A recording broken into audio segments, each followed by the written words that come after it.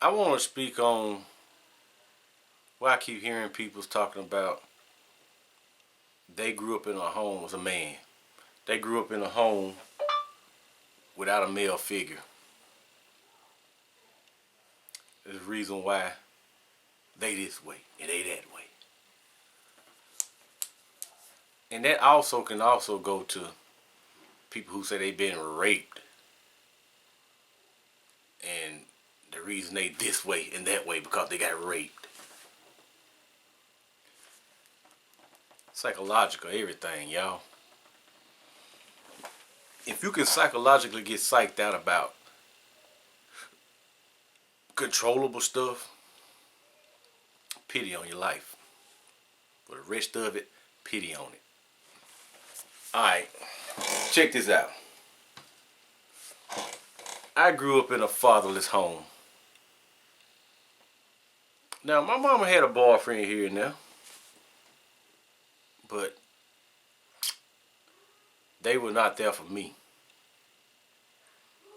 They was like right there. I never, matter of fact, I don't ever remember being chastised by any of my mama boyfriends. Cause I wasn't that person. Never been that person. I did stuff that kids do. You know, you get in trouble here and there. I was that person. But I was so foxy and savvy that I didn't hardly get caught. When I did get caught, I got the ride. I got it. Didn't need it no more. Until I did something else, but it wasn't like I was doing stuff back to back to back and needing to get that whipping. So, I didn't need a father. It's just like as a grown-up, right from wrong is because I think I've always had an older mindset than anybody else. I might have like when you're a kid, you're gonna be a kid, but when you get a certain age, you still kind of got it in you. I still kind of got it in me now as a kid. You know, it keeps you youthful. Once you start acting like everything is serious, that's when you get old. Oh, I got a bald spot in my head? What is that? Oh, that's the way the lighting is or something?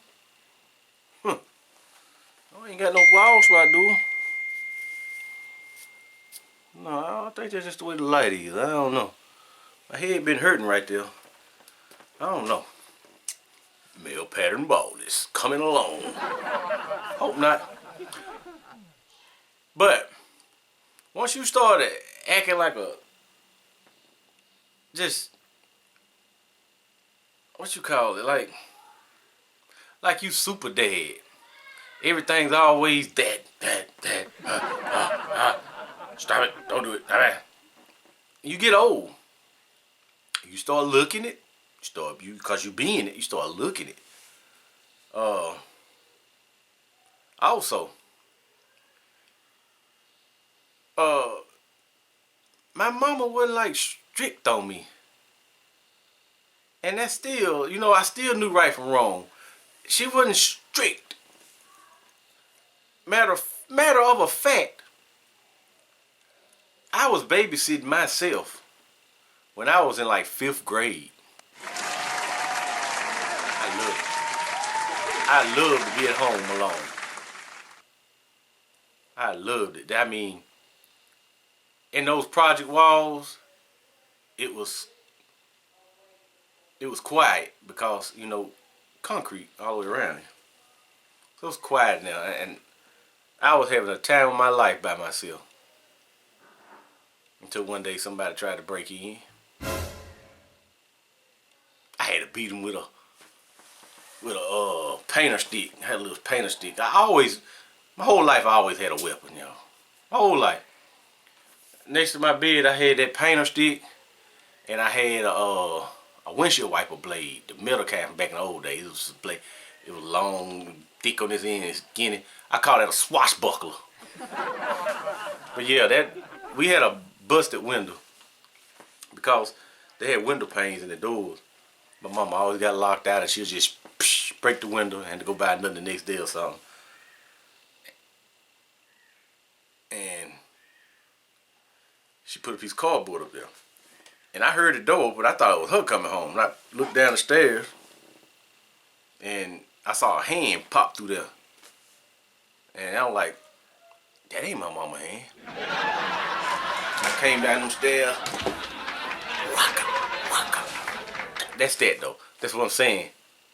I could have went and hid like a little punk. You know what I'm saying? I could have went and hid. And the person came in and did whatever. But no. That person took off. Alright, and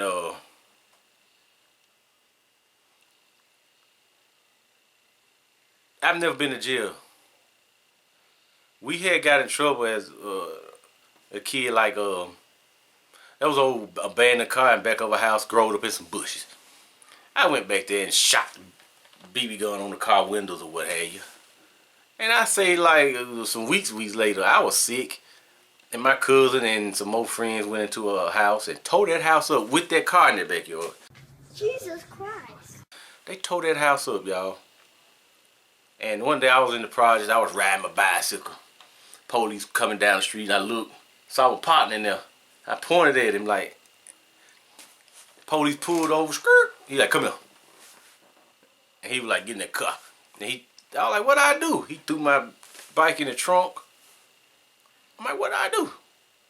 He said, you know what you did. I don't. I asked him, I said, man, what'd I do? And he wouldn't say nothing. We get to the police station, it was because of them.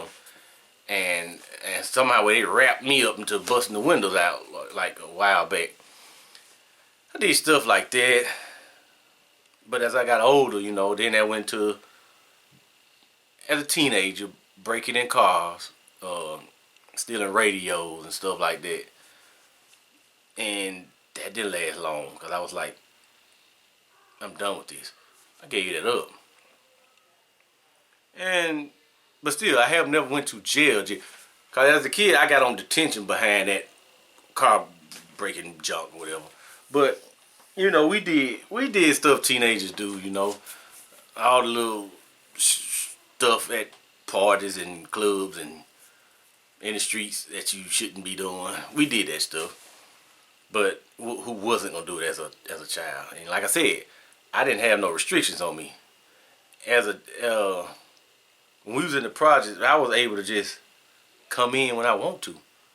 My mama and my partner mama, they knew we was right there in them projects. So we was just walking around, peeking in windows, and just going over Girl House Hill there. We was just there, man. And there wasn't no street light come on stuff because we didn't ever get in trouble, so we didn't have to, you know, come in here, get in the house. And when I got like 16, 17 or something, I don't know. That's when we started getting fake ID to go to the club. And we just had the time of our life. But I've never been no person that was saying like, I grew up in a house full of women. It was me and my cousin. He was a dude, you know. Me and him pretty much grew up together. But we had like auntie cousins. They was all female, except for one. He was in Chicago. And we didn't grow up with no, well, I'm going to speak for myself. Let's just say that now. I didn't grow up with no gays in my ways.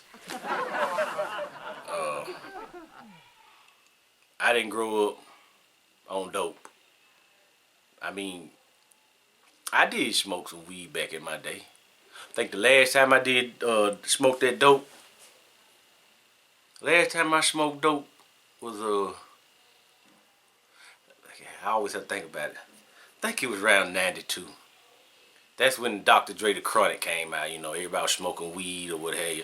That was the last time I smoked dope. I didn't like it. It was like, when we was out, we wanted to be hyper and ready for them dudes on the other side over there. There was always some trouble over there. So I didn't want to be all laid back sitting out just here. Looking all stupid. Stinking like skunk.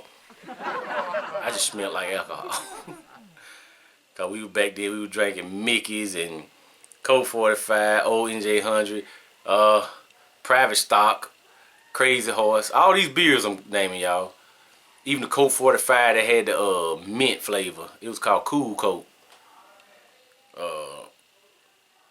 Magnum. Those were some good times. Good times. But all in all, I wasn't no bad person. I mean, there was no male that'll whip me and do all this. My mama, when I did whatever, like I said, she whipped me. My auntie whipped me. But I don't remember my daddy ever whipped me. I remember when my mom used to fool around with him. It was like maybe late 70s or something. I don't know. Something around that time. I remember he'll come in drunk. And he sit on me and all that. You know, I was crying. And, I actually hate that. I hate it with a passion. But he faded away out the picture. And my whole family smoked cigarettes. The whole family. Not me. I knew they was stinking, nasty. I mean, when people come around me that smoke, they stink. That's that.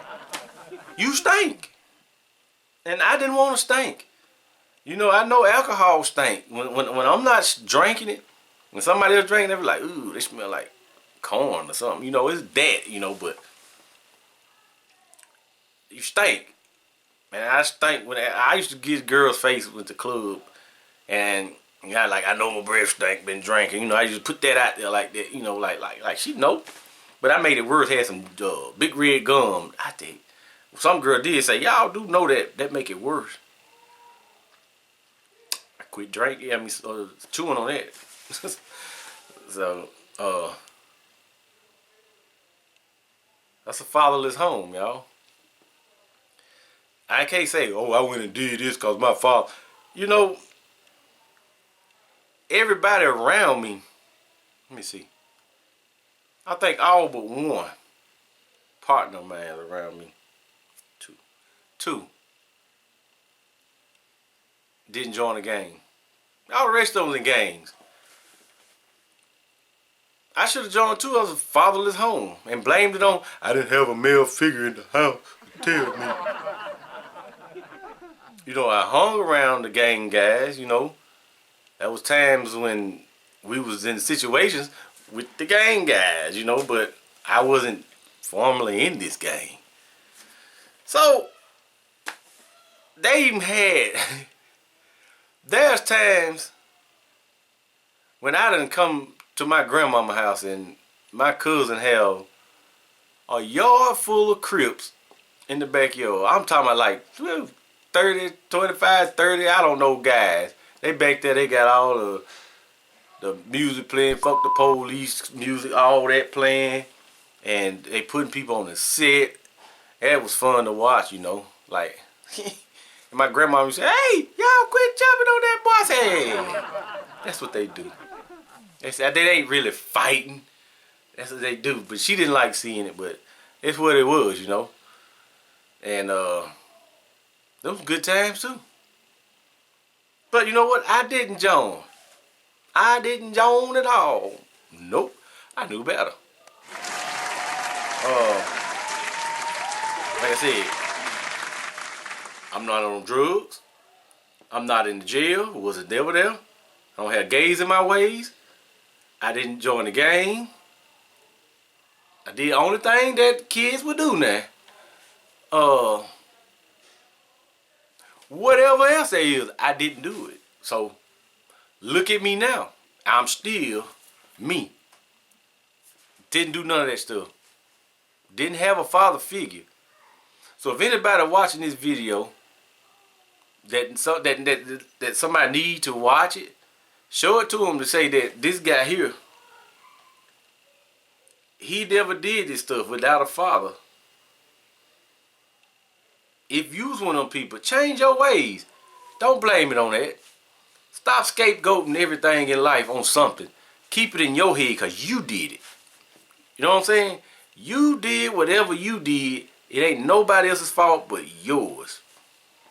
Just like, oh yeah, like I said in the beginning, there's people who's been raped and they become whores because they got raped as a kid. They become gay because they got raped as a kid. It's what you wanted to do all along. Because I'm sure when you got raped, it hurted. No matter what you was a male or female, it hurted, I'm sure. And you think you want to do that again? But willfully? No. Share this video with somebody, y'all. If you know it, share it with them. That, you know, let them see that you do not have to follow the bandwagon to make it in life.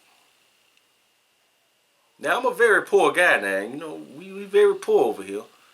But we making it.